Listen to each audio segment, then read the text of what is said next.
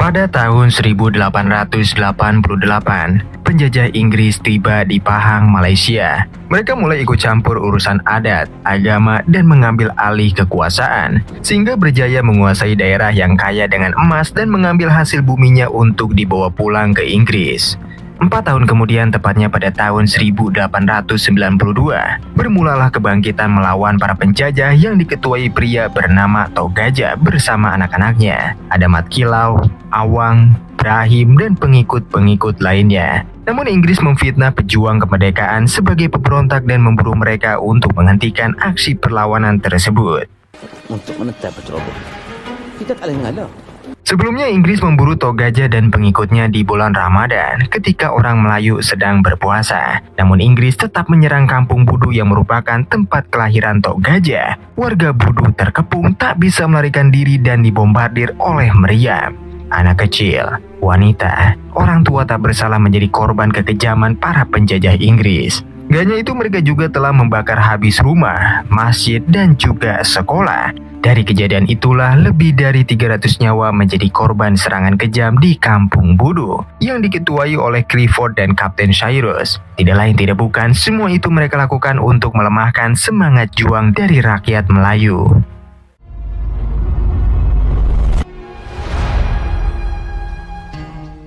Tokoh-tokoh penting Melayu lainnya yang berada di Mekah seperti Syekh Wan Ahmad Al-Fatani, Tok Janggut, dan Tok Kenali menyebut kalau Inggris sangatlah licik. Alih-alih datang ke Malaysia untuk membantu memajukan negaranya, namun justru yang terjadi adalah sebaliknya, mengambil semua emas, sumber daya alam. Bahkan mereka juga berniat menjauhkan para ulama dari para penguasa. Sekolah-sekolah keagamaan dikesampingkan, sedangkan bahasa Inggris malah dipopulerkan. Jika tidak mau menuruti perintahnya, orang tersebut akan langsung disiksa dan dihabisi. Oleh karena itu, mereka bertiga akan mengirim surat khusus kepada para pemimpin yang berada di Malaysia untuk sama-sama bersatu demi mengusir para penjajah Inggris. Seperti yang ada di Al-Quran surat Al-Ra'd, Allah tidak akan mengubah nasib suatu kaum sampai mereka mengubahnya sendiri. Hubbul watan minal iman. Lagi kita tidak bersatu. Sedangkan di sisi lain kita diperkenalkan dengan tokoh utama di film ini. Dia bernama Awang, seorang pejuang tangguh, pemberani, anak dari Tok Gajah yang kita tahu orang pertama yang membentuk aksi perlawanan kepada para penjajah.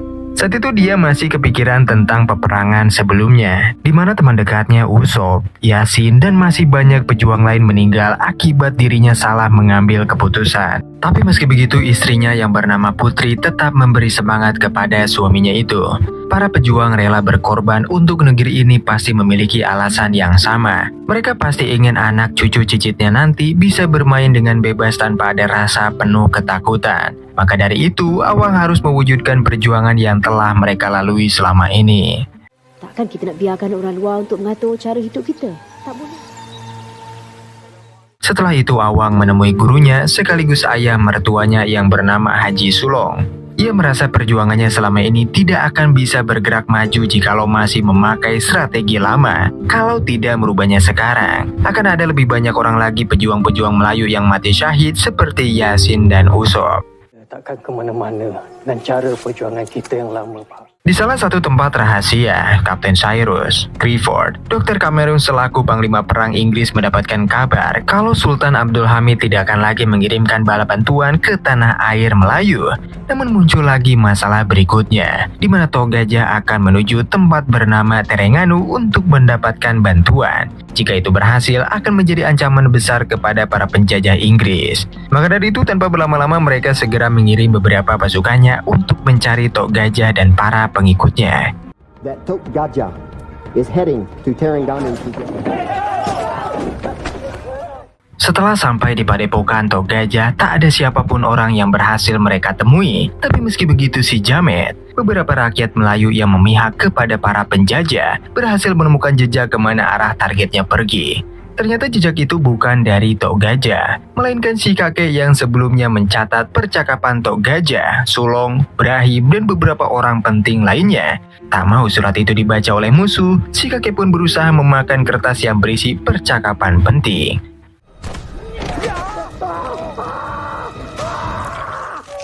Gak berhenti sampai di situ, para penjajah kembali mencari ke berbagai desa untuk mencari jejak Tok Gajah, termasuk desa yang bernama Kuala Semantan ini.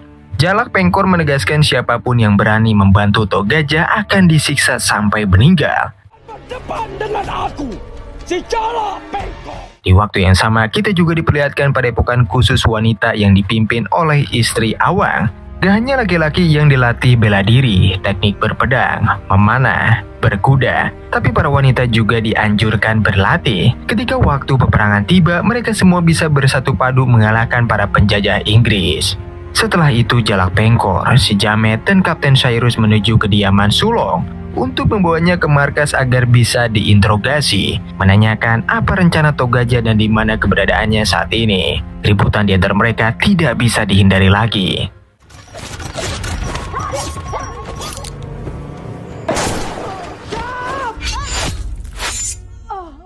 Awang dan Tahir yang baru aja sampai di rumah seketika dibuat syok akan kedatangan para penjajah Inggris. Terlebih lagi mereka berdua melihat ibunya tergeletak dengan bergelimang darah.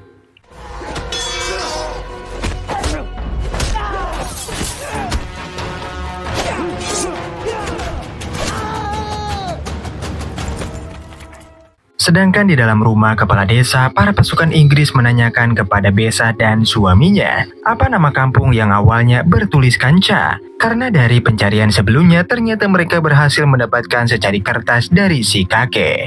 Tak mau memberitahu, keributan pun masih terus berlanjut.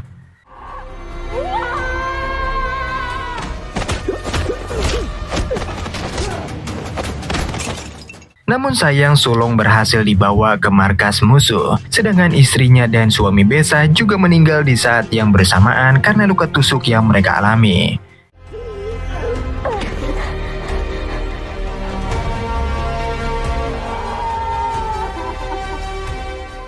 Di malam harinya Mina mendatangi teman-temannya. Ia memberitahu kalau para penjajah Inggris semakin kejam dan tak punya hati. Mungkin inilah saatnya bagi para warga untuk bersatu melawan para penjajah Inggris demi agama, bangsa, dan tanah air. Keesokan harinya Sulong disiksa berkali-kali sambil dipertontonkan kepada para tahanan yang lain. Inilah yang terjadi jika mereka berani melawan dan memberontak. Gak hanya disuruh untuk kerja paksa, tapi mereka juga bisa mati dengan cara yang mengenaskan. Kaki Sulong dilindas agar dia mau memberitahu di mana keberadaan Tok Gajah sekarang. Namun tanpa mereka sadari, dari kejauhan Awang dan keponakannya Tahir mendatangi tempat tersebut untuk menyelamatkan ayahnya.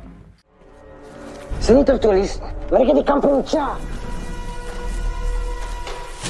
Di saat para tahanan lain sedang buang air kecil, disitulah kesempatan mereka berdua untuk mengambil pakaiannya, karena satu-satunya cara agar bisa masuk ke dalam adalah menyamar. Dan terbukti cara itu ternyata berhasil mengelabui para pasukan musuh yang lagi berjaga. Sampai titik di mana Awang dan Tahir menemukan lokasi ayahnya disekap. Tanpa berlama-lama, mereka berdua pun menghabisi dua pasukan yang lagi berjaga itu. Dan inilah yang terjadi.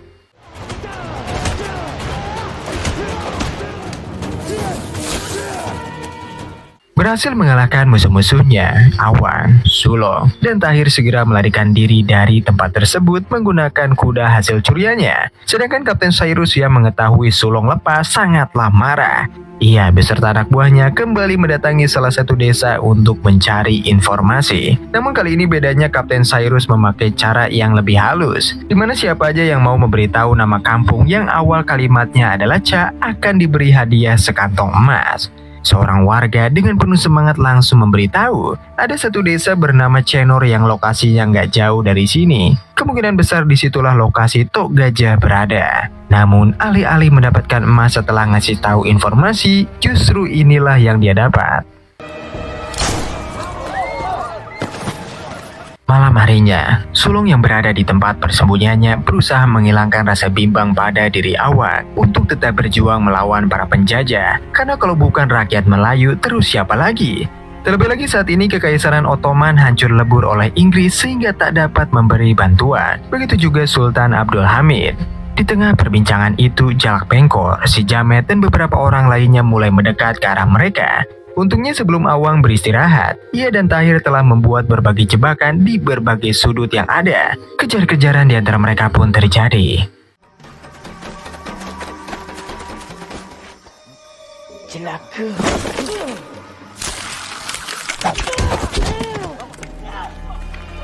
Mari semua bantu.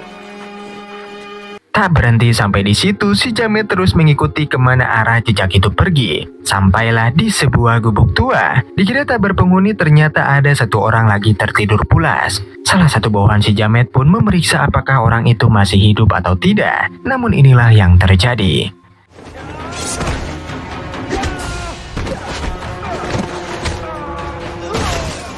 Tanpa para musuh sadari, di bawah tempat tidur itu ternyata ada lubang menuju lorong bawah tanah. Di dalamnya ada Awang, Sulong, dan Tahir sengaja mengambil rute itu agar bisa menghilangkan jejak.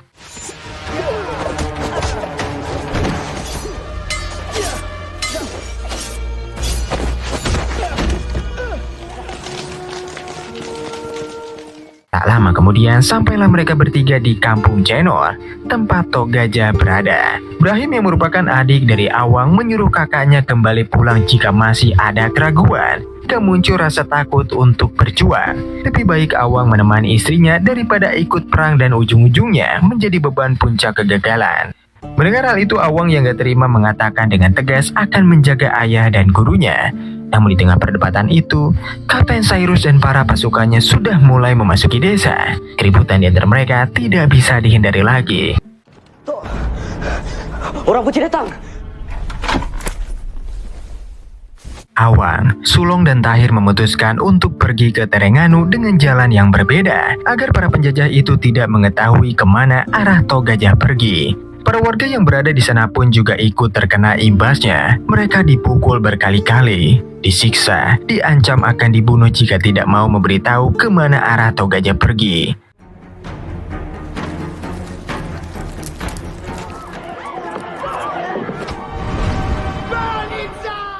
Awang berusaha mengalihkan perhatian si Jamet dan para pasukannya, sedangkan Sulong yang sudah nggak tahan dengan cederanya memutuskan untuk berdiam sejenak. Ia juga menyuruh anaknya Tahir agar membantu Awang dan mencari bala bantuan. Keributan di antara mereka masih terus berlanjut.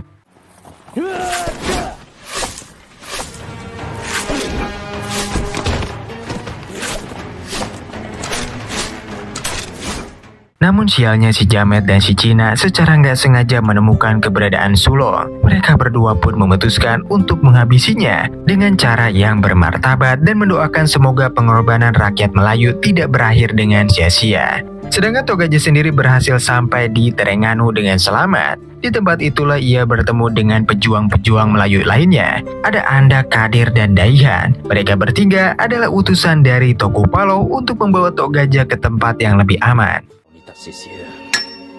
La ilaha illallah.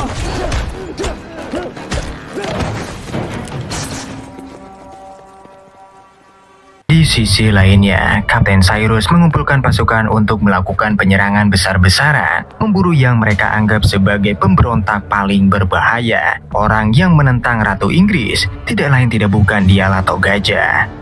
Satu persatu, para pasukan telah mereka kerahkan ke berbagai titik di Terengganu. Dengan pasukan segini banyak ditambah Kapten Cyrus memiliki senjata pamungkasnya, ia yakin akan memenangkan pertempuran besar ini.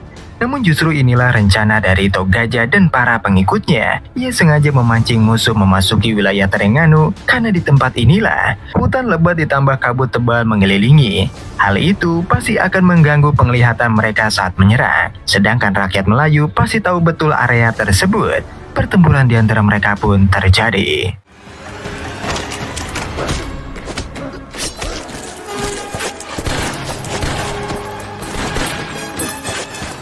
Putri beserta para pejuang perempuan lainnya datang membantu menggunakan panahnya. Dari serangan itu, banyak pasukan Inggris berjatuhan yang membuat Kapten Cyrus memutuskan untuk mundur sejenak.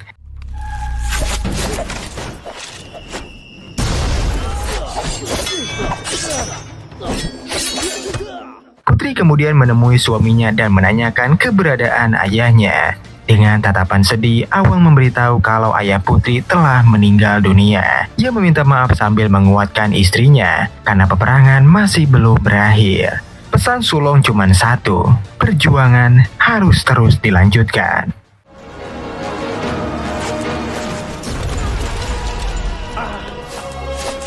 Singkat cerita, Kapten Cyrus berteriak untuk mengajak Togaja berunding daripada harus melanjutkan peperangan ini. Tapi kalau tawaran ini ditolak, Kapten Cyrus nggak akan ragu untuk mengeksekusi ratusan warga yang lagi ditahan olehnya. Saya nggak percaya, guys. Bring one more, please. Jalak Pengkor memberitahu kalau tempat ini tidak menguntungkan para pasukan Inggris karena mereka tidak memiliki keterampilan berperang dalam kondisi hutan yang lebat dan cuaca yang gelap. Tentu jika ini terus dipaksakan, pasukan Inggris bisa kalah. Tapi dengan keras kepala, Kapten Cyrus tetap memutuskan untuk menangkap Togaja di tempat ini. Karena kalau dia berhasil menuju tempat pusat Terengganu akan sangat berbahaya bagi penjajah Inggris. Tak lama dari itu, para pejuang Melayu mulai melemparkan bom asap dibarengi dengan serangan panah peledak. Barulah dari situ awal Brahim membawa pejuang yang tersisa untuk menyerang dari jarak dekat. Peperangan di antara mereka masih terus berlanjut.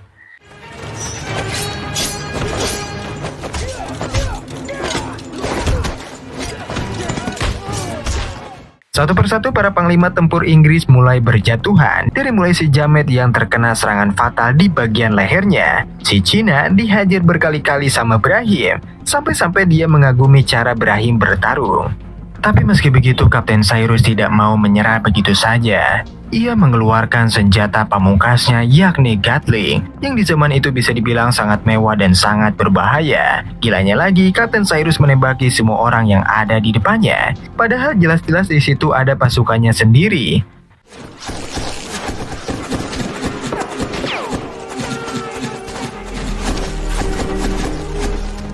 Ratusan nyawa berjatuhan atas serangan tersebut. Besa, pejuang Melayu lainnya, bahkan pasukan Inggris sekalipun. Saat pelurunya habis, para bawahan Cyrus mulai berpikir untuk tidak lagi membantu kaptennya. Begitu juga dengan Jalak Pengkor yang memilih untuk meninggalkan tempat peperangan. Ia rasa Kapten Cyrus sudah sinting dalam mengambil keputusan. Tanpa mereka sadari, Awang dan Brahim mulai menyerang menggunakan bom buatannya. Serangan itu juga yang mengakibatkan senjata Gatling hancur lebur tak tersisa. Dan kini hanya tinggal Kapten Cyrus seorang, di mana para bawahannya yang masih hidup lebih memilih untuk mundur. Bahkan mereka juga bilang sangat menyukai cara rakyat Melayu berjuang untuk tanah air mereka. Penjajah Inggris hanya ingin merusak tradisi dan budaya Melayu, menghilangkan agama, menyesatkan tujuan hidupnya. Meski Togaja dan para pengikutnya mati hari ini, sampai kapanpun akan ada ratusan hingga ribuan orang yang ingin mengusir penjajah Inggris dari tanah airnya. Togaja lalu memberikan kepercayaan penuh kepada Awang untuk menghabisinya seorang diri. Pertarungan jantan 1 lawan 1 tanpa ada siapapun yang membantu. Dan inilah yang terjadi.